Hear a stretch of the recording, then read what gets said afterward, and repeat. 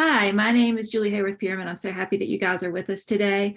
Janine Brumfield set up this session for us today, and I want to thank her for that. Justin Moore, who I work closely with in Extension Communications, is running the slides today, and he will be talking with you in just a little bit as well. So, but by way of quick introduction, again, I'm Julie Hayworth-Perman. I'm a marketing specialist with NC State Extension, working with Justin Moore, who's our communications director. And we are housed with the College of Agriculture and Life Sciences communications team over in the Butler building. So we love it if you drop by and see us one day. There's Justin. His video just turned on. So we're so happy that you are here with us. Go ahead and let's move on to the next screen, Justin. All right. When we were thinking about what to talk about today, we were looking at the question list, and thank you so much, guys, for responding with what you'd really like to hear about. But honestly, that the questions that I think folks have are so very specific that it's really hard to get into that with a general session like this.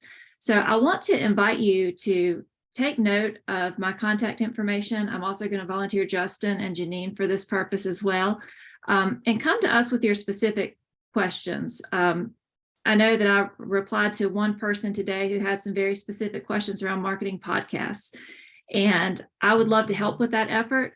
I just need to, bring in some other expertise in addition to my own, and we can work on some of those projects individually with you.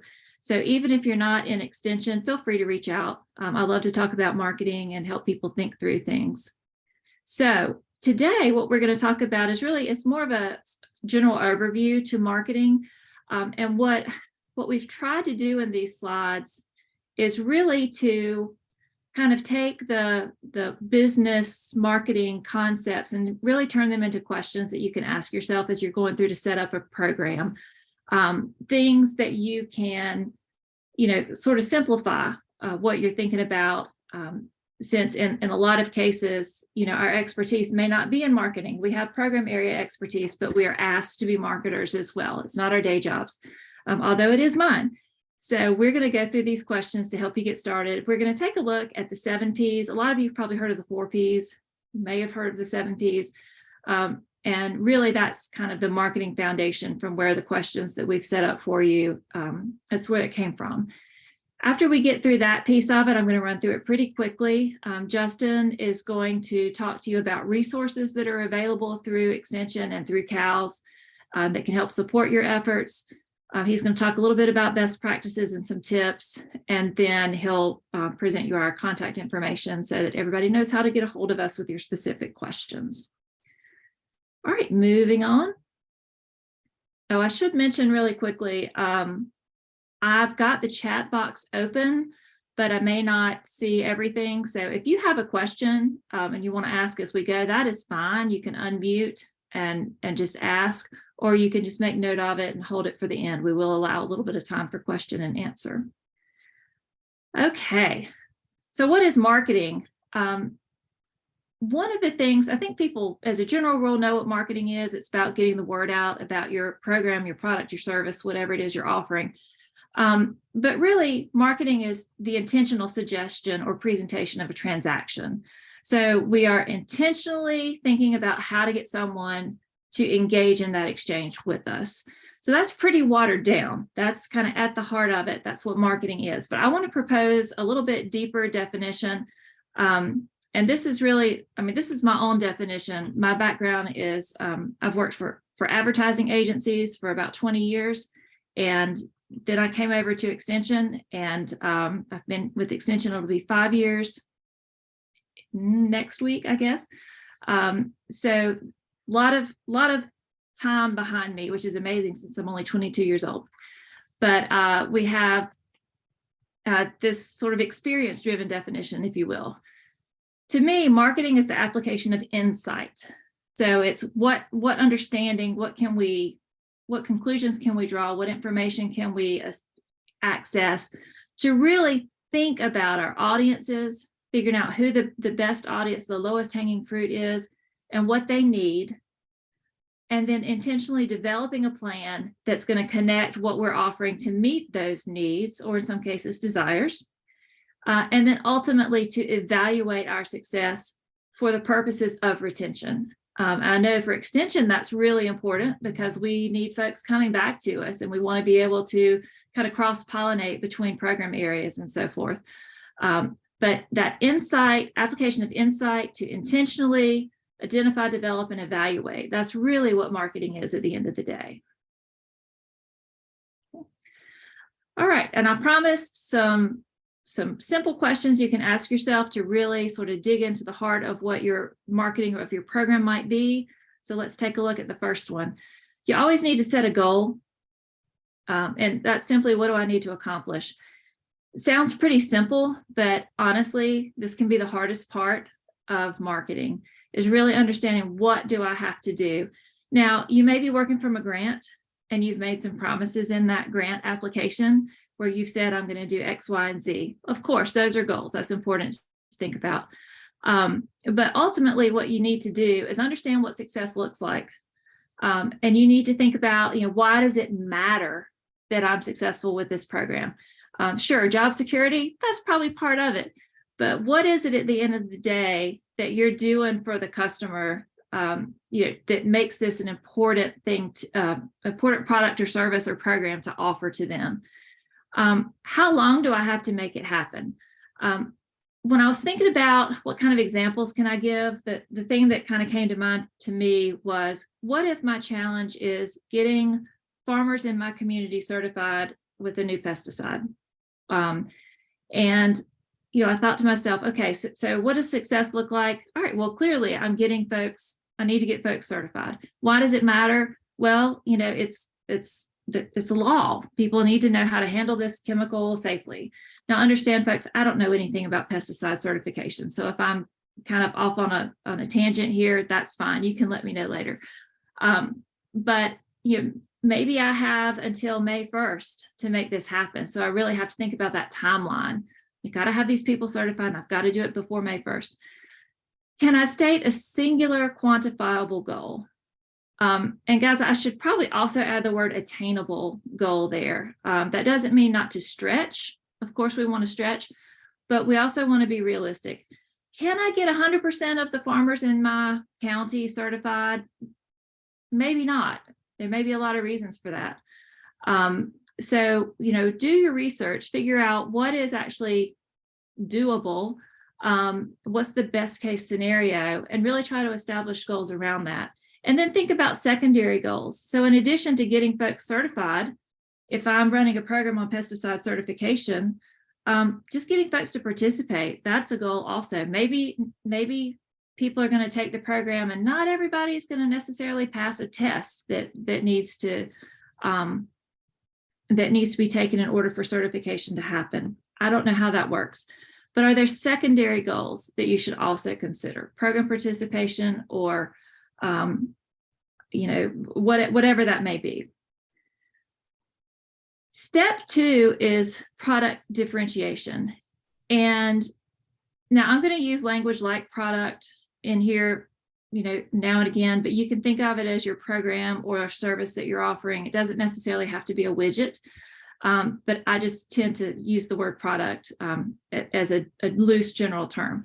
So what does my product offer that's unique or different? And when I'm talking about a differentiator, there is kind of a built-in implied against the competition. You can only differentiate against your competitor.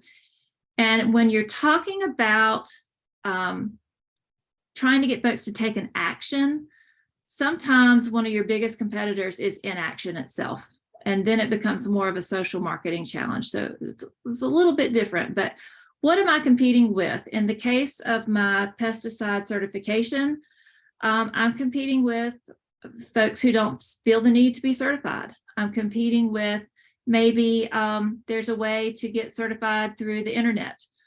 And so then I've got to think about, why is what I'm offering really going to be the product of choice? One of the things that is always a differentiator for any program offered through NC State Extension or the College of Agriculture and Life Sciences at NC State is that research-backed, credible university differentiator. So I know with Extension, a lot of times we talk about, we're teaching people how to do things, how to eat healthier, or how to plant a garden, or, things like that. And why would people go somewhere else when we're the experts in that area? But if, it doesn't matter if you're not communicating that differentiator. If a tree falls in the forest, does it really make a sound if there's nobody there to hear it? So we've got to tell people, we are the most credible. We are the research-backed. We've got the science behind it. So that's always going to be a product differentiator that you can offer. But I dare say that there's going to be things intrinsic to your program that you can talk about that make you better than whatever you're competing with, whether it's YouTube, Google, USDA program, something offered through a chemical company, whatever the case may be. So really think about how to set yourself apart. Next slide. Audience identification. I noticed in a couple of questions that came through, people were talking about, how do I cast the broadest net? How do I talk to the broadest audience?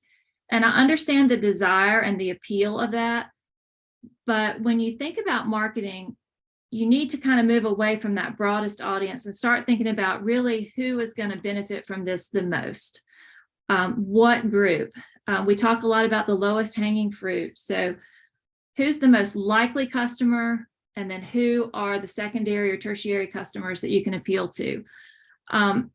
Once you've figured out who they are, and there's, you can do that through research basically, but once you've figured out kind of who needs this the most, you've got to think, do they know they need this product or service? So is there something I need to do to educate people?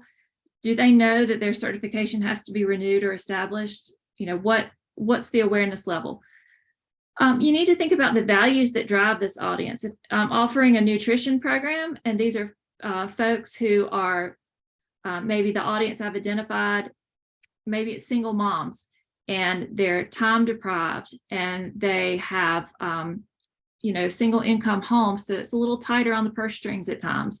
What are the values or the things that are important to them that can help me encourage that adoption? What are the barriers that keep them from adopting the product or service or joining the program that I'm offering? What can I do to remove those barriers really is the most important thing. So if they can't afford a $25 fee, am I offering a scholarship? Is there something else I can do to remove that barrier for them? And then where and when can I find these people? Again, that tree falling in the forest, if there's nobody there to hear it, you can talk about or message about your program all day long. And if you're not saying it through the right channels at the times when people are most receptive to receiving those messages, then you're going to fail. So really thinking about where and when are these people, and that can be online. When do I send my emails? It used to be Tuesday mornings was the time that we used to talk about sending emails, around 10 a.m. on Tuesday mornings, but that changes over time. And it also changes with the type of message that you're sending. So really, you've got to think through these things, and that's where somebody like Justin or Janine or myself can be helpful to you. Next slide. All right, I like to encourage folks to do a quick resource self-survey because I'll skip to the bottom of the list. What do you have to work with? Do you have budget?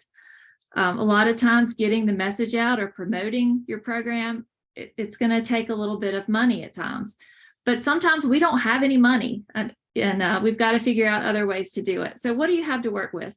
Do you have email lists? That's probably the quickest and easiest thing. Do you have a blog or a vlog? Do you have a website? So are there places you can post?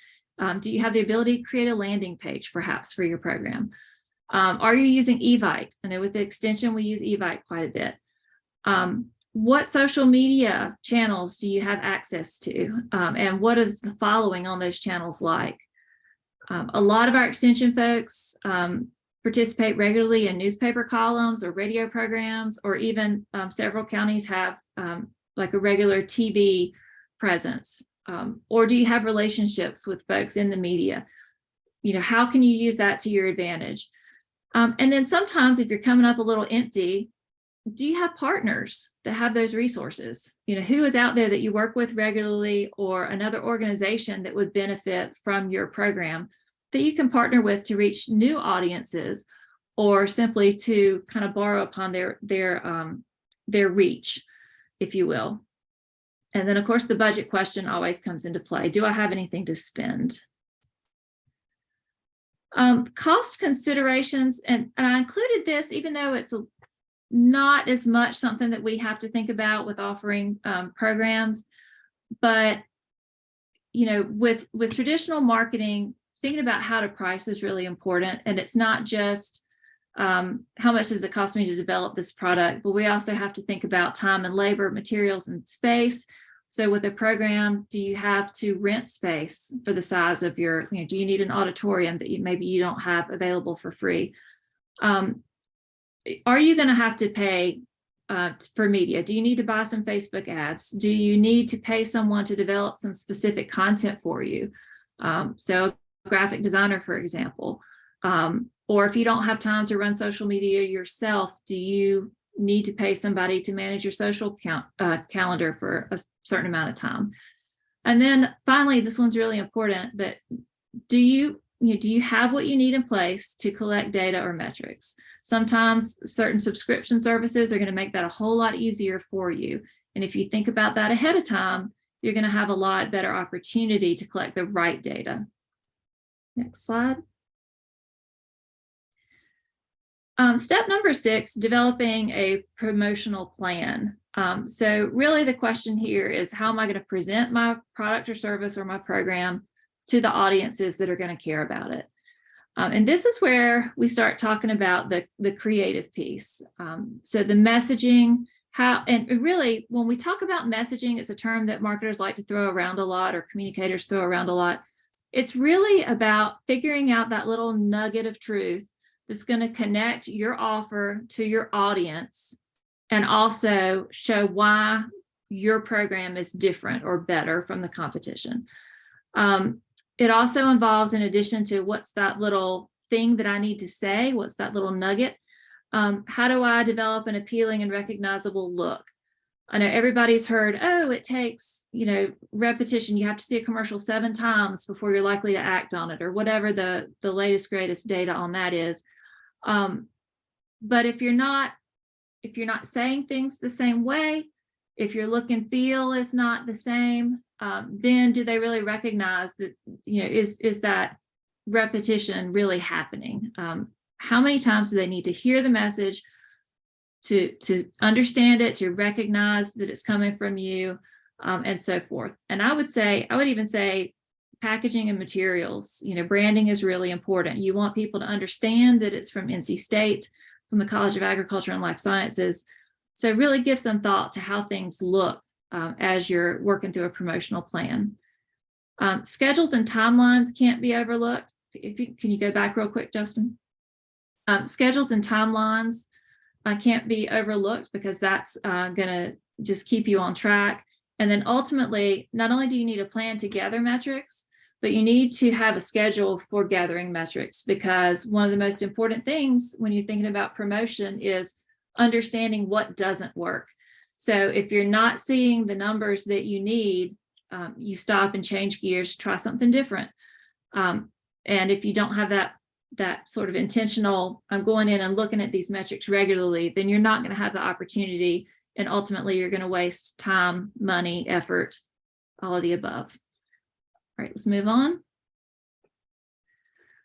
So how well did I do? Did you capture your metrics? And then I think one thing that we tend to overlook, because a lot of times we're thinking about, I need to prove success with my program, so I need to show numbers. But if you want to tell a story, you need to collect things like testimonials.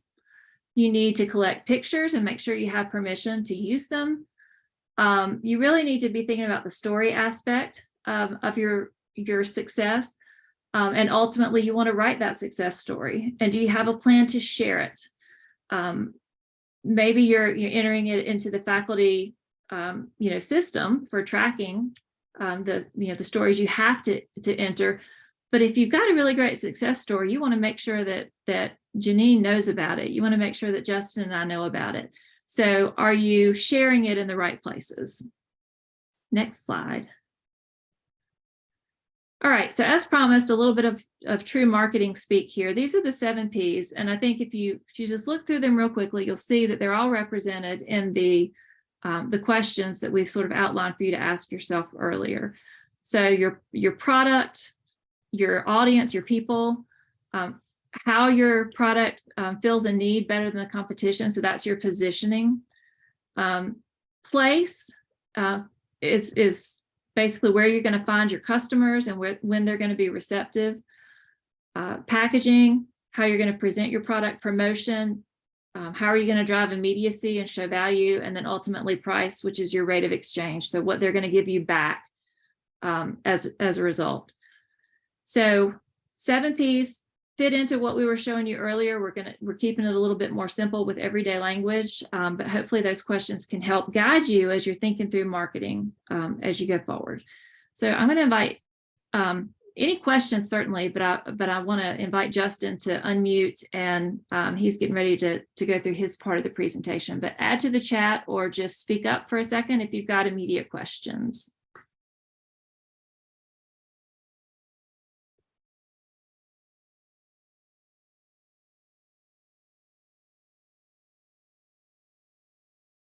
All right, well, Justin, I'll just hand it over to you. All right, thank you, Julie. Can you hear me okay? Okay, I'm going to take that as a yes. You are. Did you say I'm good?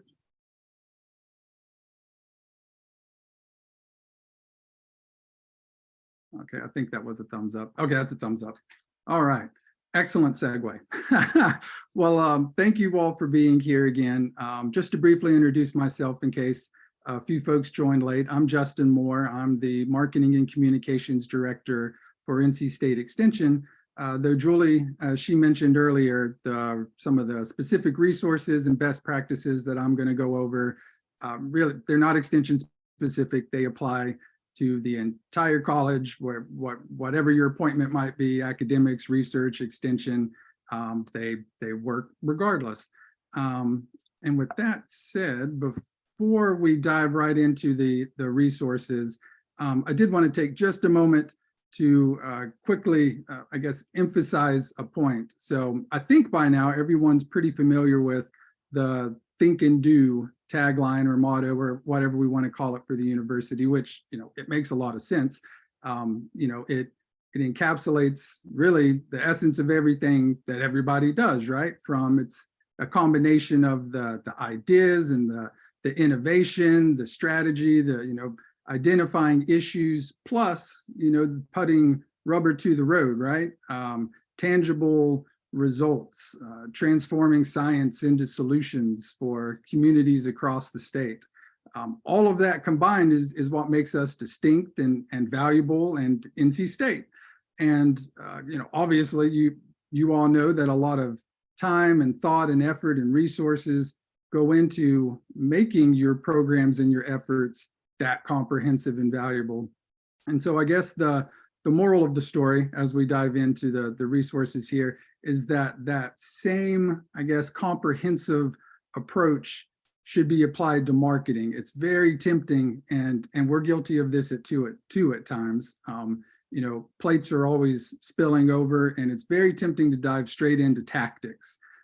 You've got you're putting together a new program, or an event is coming up, or you just got a grant. And some of the first thoughts that run through our heads are, I need a social media channel. We need to, start a YouTube channel, or we got to get a newsletter going, or we got to do this, or we got to do that.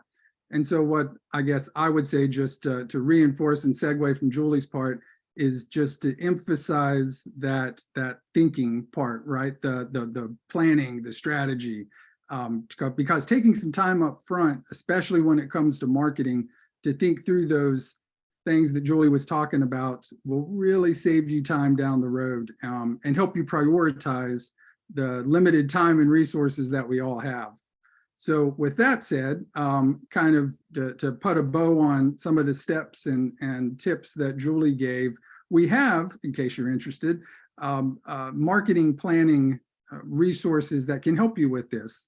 The QR code on the side will take you straight there if you're interested and want to take a peek while I quickly talk about it. But really, it's an 8-step process that encapsulates pretty much everything she was talking about, from kind of taking some internal inventory, identifying your goals, what does success look like, all the way through to how do we measure success? What does that look like? How do I know if I've succeeded? And making sure that your various materials work together and are cohesive, and everything in between, from defining your audiences and kind of taking inventory of the resources that you have, what kind of budget might be involved, all of those things. We have a workbook on this website as well. It's not too bad, it's not a days-long affair or anything. But if you or your programs, your teams, your county centers, wherever you may be, that this can apply to you, even though it has an extension logo on it. So we encourage you to go through this with your groups and build out a marketing plan, which will really help you answer a lot of the questions that we know you have as well, in terms of where to focus, who to focus on, what to say to them, what type of metric, what should you be measuring, all of that. This will help you get there. So I just wanted to point that out as we dive in. But that said, I know that time is short, right? And not everyone's going to be able to sit down and build out a comprehensive marketing plan necessarily. So while I'm not condoning shortcuts here, at the very least, when you're doing any kind of communication or marketing, if nothing else, at least start with asking yourself, what is the goal? Have a clear, a clear goal and purpose in mind, in terms of, what are you trying to accomplish? What should happen as a result of your outreach, whether it's seeking funding or, just growing awareness among a particular group, trying to, build engagement at a particular event, whatever that may be. Define that and cement that in your head, so that as you're moving forward and you're thinking about what should I do, should I do this, should I create that channel or invest here or there, all lines should go back to that goal. Does it drive the goal? And some of that might sound, like common sense, but it doesn't hurt to reinforce it. It can be easy to kind of skip that step when, the clock is ticking. Now, in terms of some specific resources that we have, I highly encourage you to take a peek at the brand sites, and we'll drill down a little bit from here too. I'm not just going to share a bunch of links with you, but I have shared some links on this slide. The university, college, and extension each have brand sites that link to one another and support one another. So depending on what group or program or whatnot you're with, these will have a lot of valuable resources for you, from logos and tools and templates. Just speaking for extension in particular, we have like templates, for example, on a wide range of communication tools, whether it's e-newsletters and handouts and impact reports, social media graphics, things of that nature. So I would bookmark these pages, or at least check them out. You'll find a lot of guidance on there as well, not just tangible tools, but questions along the lines of, do I need to include a non-discrimination statement on a particular resource? Do I need to include a public cost statement, or things of that nature? So all of the guidelines, tons of tools, logos, style guide, all of that can be found on these brand sites. So that is the first and foremost resource that I would encourage you to use anytime that you're developing marketing or communication materials. And then some additional resources that we have a storytelling section or toolkit, I guess, for lack of a better term. And again, it's extension oriented, but it applies across the board. This is just, we happen to develop this for extension. And while we call it a storytelling kit, which it is, it can be also described kind of as a content toolkit, right?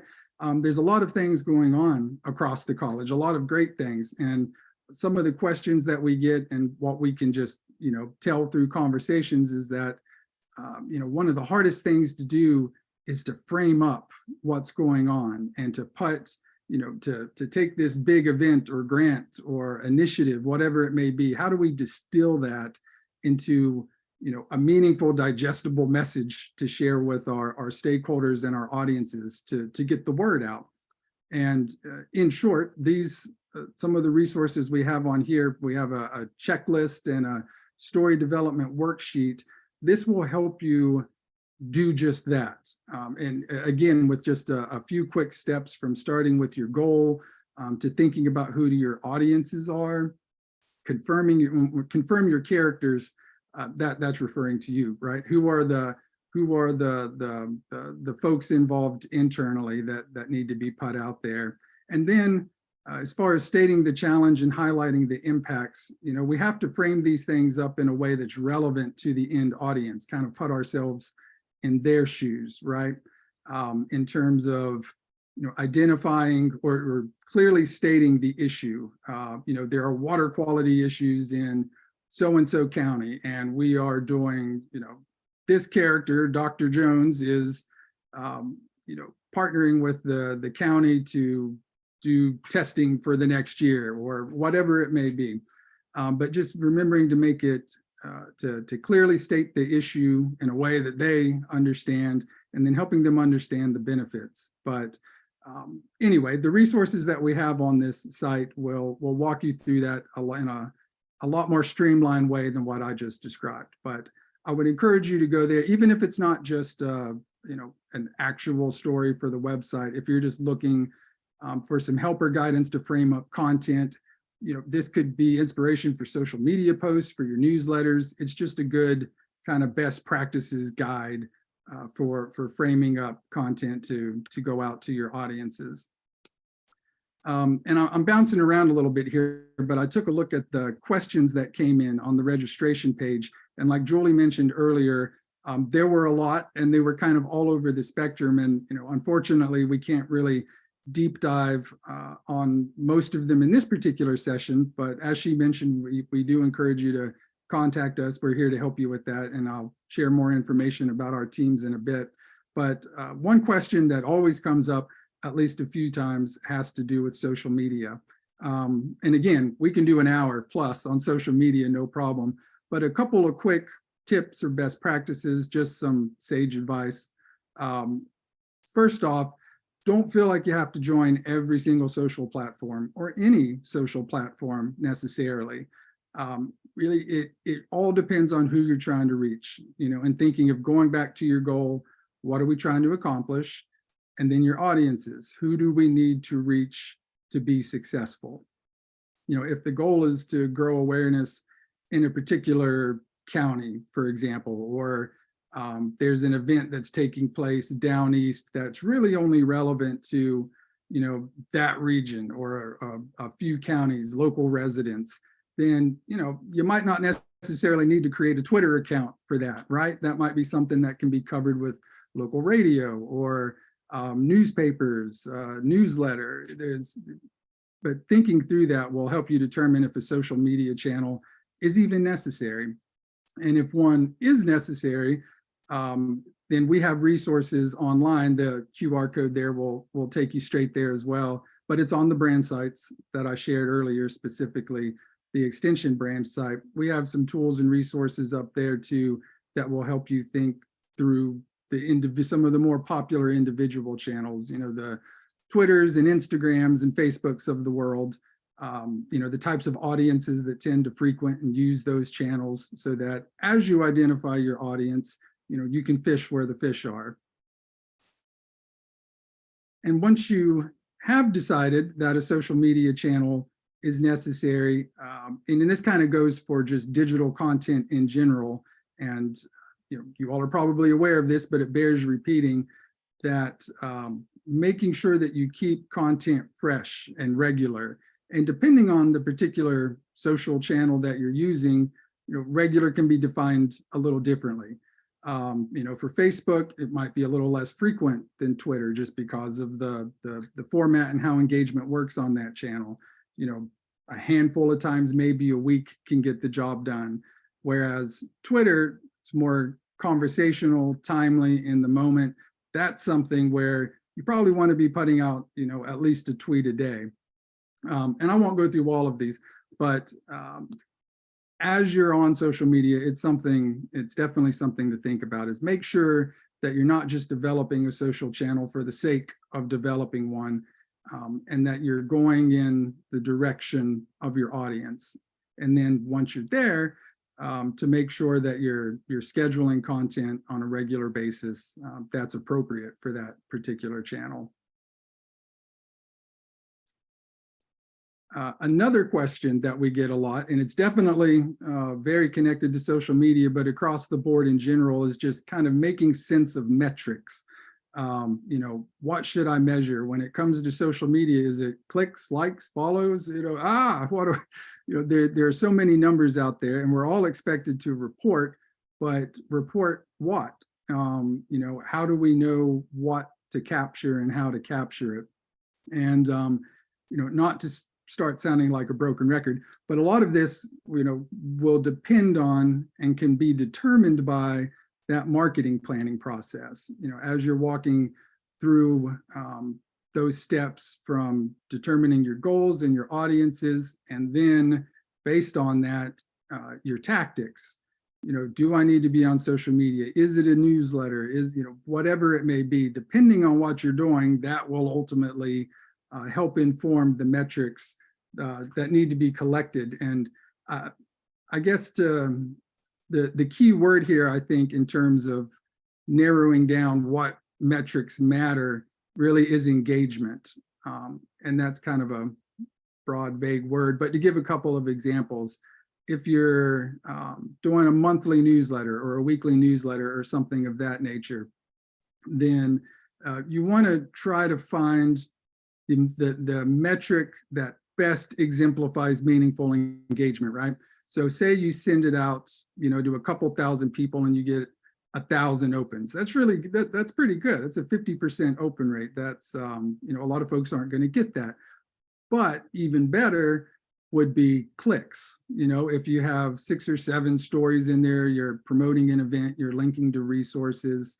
If 1,000 people open the newsletter and 22 click, then you might have a sense that maybe the content that I'm putting out there isn't hitting the mark.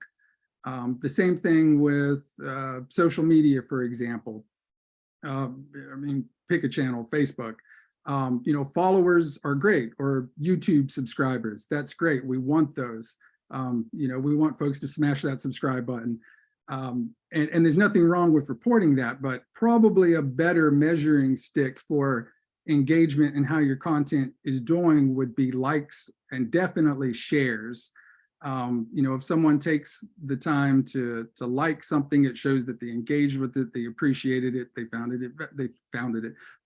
it valuable. And even beyond that, shares is probably the best metric, which tells you that not only did they engage with it, but that they found it valuable or engaging enough to pass along to friends and colleagues. So to kind of sum that up again, depending on the channels that you're using, try to find that lowest common denominator for engagement, the one that really best exemplifies how folks are interacting with or not interacting with your content. And let that guide you as well, in terms of, with the newsletter example, if you're getting those opens but no one's clicking on anything, don't settle if you don't have to, that try something different. And we can help you with that so that you can get folks engaging more with your content. So we've already touched on some of these, but I guess just a list of best practices, 7 do's and don'ts from our experience in the industry and working with folks throughout the college. And I won't go through each and every one of these here, but I believe you'll have a copy of this after the fact. And anyway, I would encourage you to keep a hold of this and refer to it. But so 7 quick do's. Do develop that marketing plan. I know it takes time, but it's worth the time. And at the very least, have those clear, realistic goals defined that you can always refer to and kind of use as your North Star or your compass. Consistently be on brand. That it matters. I know it can be a pain sometimes, but it's the, what's the analogy? The rising tide lifts all boats. When we're all being on brand and using the right logos and style and all of that stuff, the goodwill and press and awareness that one of us generates benefits the other. So it's definitely worth doing that. Do put yourself in your audience's shoes. It's tempting, and we find ourselves doing this in Butler as well, but it's tempting to just kind of dwell on what we want to get out there. We need to talk about this event, or we just got this award. We need to let people know about that award. But before putting those things out there and developing a plan or resources around it, put yourself on the other side of the aisle. What would the audiences want to know? Why would they care? How can we make things more meaningful and relevant to them? So the more that you can approach things from their point of view, the better off your marketing is going to be. Do cultivate relationships. Whether, if you're in a county center, for example, local media, local news media are great contacts to have. But just cultivating relationships in general will help you build contact lists. It'll help broaden the network through which you can market. And then I mentioned this a second ago, but do measure and adjust regularly. To use that newsletter example or social media, whatever it may be. Keep an eye on your metrics. Doesn't have to be every day. Maybe it's monthly, maybe it's quarterly, but check in and see how things are going. And if you're not hitting those milestones or benchmarks that you set out in your plan, then it might be time to tinker and rework some things. And do remember that help is available. That's us. I'll share more info about our teams in just a second, but we're here to help with all of this as well. As far as the don'ts, I mentioned this, but don't drive straight into tactics if you can avoid it. It's a lot of times you could end up spending time on developing resources and materials that don't really hit the mark for a particular audience. So it's worth spending the time up front to think about who you're trying to reach and what would be most effective at reaching them.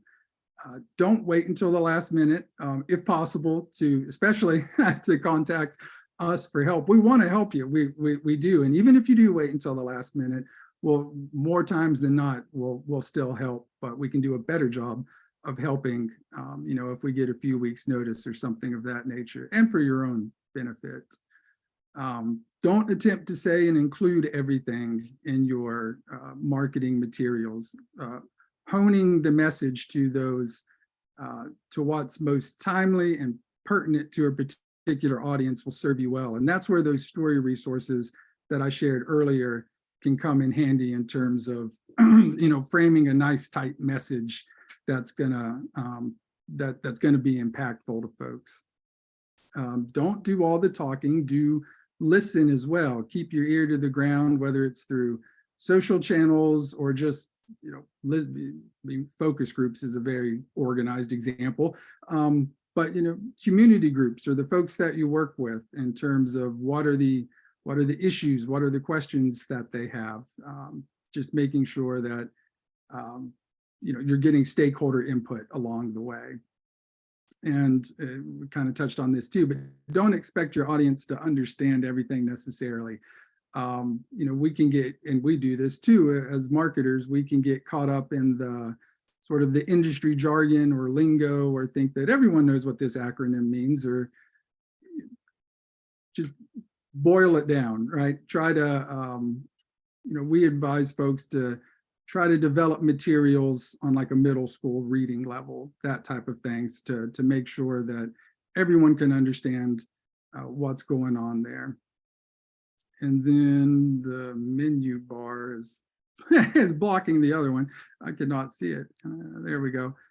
Don't recreate the wheel. We have a lot of resources, tools, templates on those brand sites in particular. So use those. They're there to help you. And a lot of them don't require much of anything except for dropping in content. They're already branded and styled. You can drop in your own pictures in a lot of them. So make sure to check those out. And finally, don't be shy because your work matters. So make sure that you are marketing and getting the word out there about your programs and your work. And so here to help you with that, we have the CALS and extension communication teams, which really are one. But CALS communications, so the college communications group, they're here to help. Again, academics, research, extension, we're here to elevate stories from across the college. And that includes everything from web design and graphic design, creative, video, podcasts, to some extent podcasts, that's a growing area, to writing and editing, news, media relations, things of that nature. So it really covers the spectrum. And it's a really growing team. I think we're up to 20 some folks now. So there's the website for the CALS Comm team. You can also request projects there, review samples of other work, submit story ideas. We always encourage folks to submit story ideas. Again, you don't have to do all of this on your own. Let us know what's going on and we'll help. And then as far as the extension team, the extension marketing team is really 3 people. It's myself, Julie, and Simon Gonzalez, who is, well, I guess he's not new now. He's been here a year. Time flies. Simon Gonzalez is an extension writer, content development specialist. He's been great. But the 3 of us operate as part of CALS Communications, kind of the extension unit within there. But that also means that we can leverage the resources that are available in CALS Communications. So we can loop in the designer or the videographer and things of that nature to help with extension projects. In counties, on the campus, we're here for everyone. So definitely drop us a note and reach out if you need us, or just to introduce yourselves and share more about your programs with us. And real quick, an excellent opportunity to do that for everyone. On February 15th, there's a CALS Communications open house in Butler from 3 to 5. There's going to be empanadas, rumor has it. That's what Janine says, along with prizes and giveaways. And it'll just be a fun, quick kind of floating type event where the different teams, creative services, the editorial team, extension, marketing, and publications. I didn't mention Deborah. Deborah Ireland is the extension publications editor on CALS Communications. So all of us will be there, and we encourage you to come by and meet the team, and so we can learn more about you and your questions too. I'm sure that many of you still have them, and this will be a great chance to ask some of those questions and let us know what's going on so we can hopefully start some projects with you. To kind of put a bow on things, the takeaway, I would encourage you to sip and don't gulp your marketing. Be strategic, intentional, and purposeful. Sip your marketing. It's again, it's very tempting and easy to jump straight to tactics, but I really can't overstate the benefits in many ways of taking some time to plan up front and be purposeful in terms of your outreach, and we can help with that. So did I go over? Nope, I think I left time for questions. We got 9 or 10 minutes left, and we can dive into some of those questions you might still have now if anyone wants to shoot. So we'll open it up to you all. Again, thanks again for being here. Questions, throw them out there. Hey, Justin, this is Julie.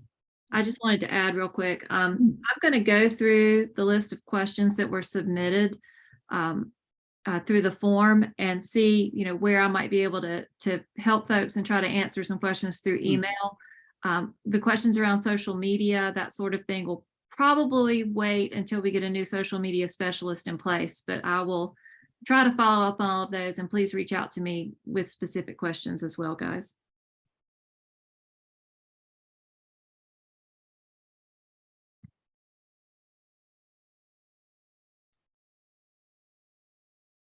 All right.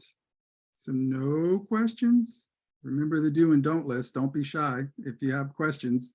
I'm sure you're not the only one with it. I just put one in chat, Justin and Julie. My boss has been talking a lot lately about UX and, having someone that really can specialize in, making things as palatable to people visually, especially, with web design and so forth. Do y'all work with anybody in the UX field? Oh, that's a good question.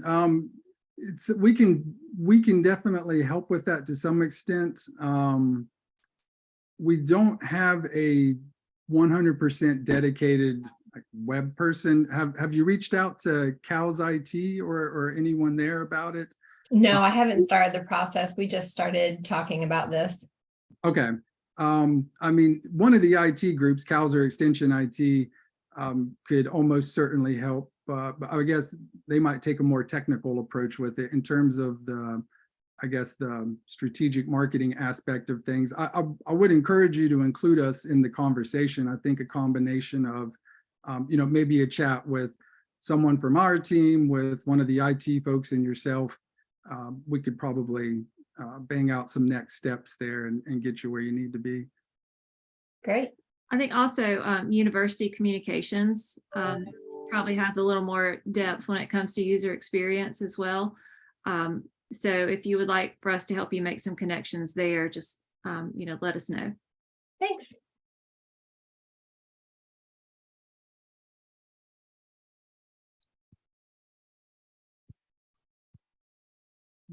Folks, just to let you know, if you will look at chat, there's some interesting conversations kind of going on through there as well, if you want to scroll through real quick before we hang up.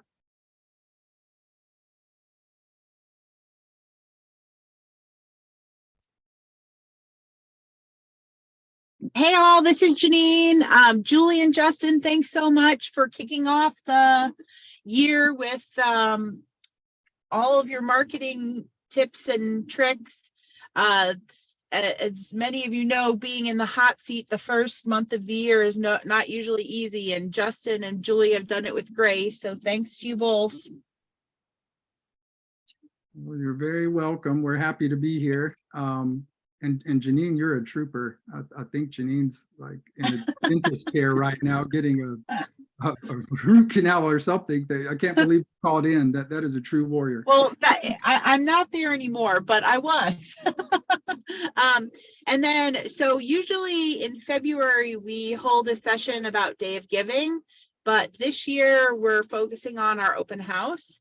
But we will have a couple sessions of office hours where if you have any Day of Giving questions, you could come and bring them. Also, I will, with the resources from this session, I'll also share the full list of workshops for 2023.